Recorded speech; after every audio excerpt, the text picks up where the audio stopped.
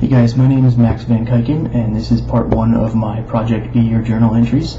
I just wanted to go over what I learned and what I'll take away from this last couple chapters and all the journal entries we've been doing. I learned a lot. The first question asked is, what is creativity? I think of a lot of times just raw creativity, the word itself, as more artistic in nature.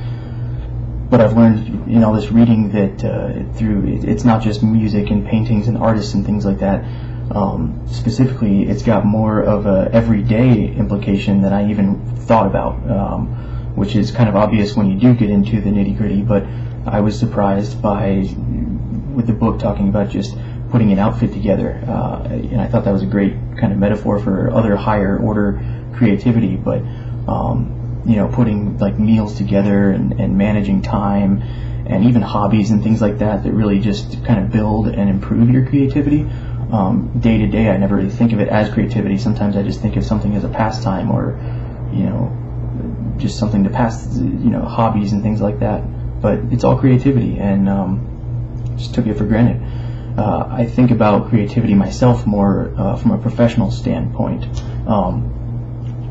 whereas I like to think of things in three main pillars of improvement in the name of creativity, which would be saving money, saving time, and or improving customer experience. So I manage a retail shop, and those are my three main kind of key indicators for creativity and improvement. And it kind of still held true as I'm reading through these chapters that was still kind of the sense of what creativity is in the professional world. Once you think of problem solving through creativity as saving time, money, or improving customer experience, or I guess just the end product, these things can be seen as more universal across any industry, which really makes it beneficial for anybody to develop creativity skills.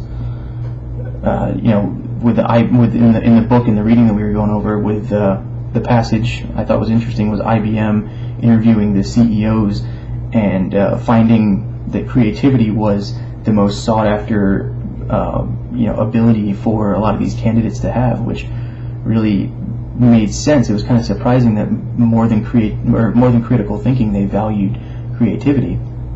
But it makes sense from the standpoint of all the unique issues that you'll be faced with, that there's not a textbook solution for every problem like that at the management level, and you need to be able to react and come up with a solution. I think creativity is, like I said, problem solving for me. A lot of people think it's more artistic in nature, but I think it's, to me, in the everyday life and professionally, it's often taking something and coming up with a solution based on your goal and your available resources. So that was kind of what I learned when I really had some introspection in these two chapters. Was creativity is solving a problem, but not with the obvious perfect solution all the time, because with a lot of problems there's kind of obvious solutions. We can't do this, the solution is, well, do it. Well, I think in the professional world, we have this problem, but we have this amount of time or this amount of budget or these resources or skill sets or abilities within our network to do it. And it's kind of coming up with the compromise, if you will, of what you have available. I think that's truly innovation and making a more efficient solution than the obvious perfect solution, which might be more expensive or more time consuming. When you can innovate and improve, that's the real creativity, with using what you have available. I thought it was really interesting in the book that they went over that critical thinking in the STEM program. They kind of pitted critical thinking versus creativity and said that creativity needs to exist, because in a vacuum, critical thinking would only just get you in this loop of analyzing and criticizing what is and what already has been. We'd only react to what already exists. So creativity is what drives that innovation and improvement. And scholastically, I agree with them. I think that a lot of our modern curriculum just kind of tests for one answer, solutions. And what you learn in school is what to do in a black and white world, as they said a lot, thinking outside of black and white and into color. What I've learned in the real world, which I think is more useful, is what not to do, by way of doing things wrong and learning and improving. I think you need a mix of both, scholastically what to do, and professionally learn what not to do, sometimes the hard way. But I think that's even more important. The skills I learned that I'll need for my career and my future is to always be open-minded.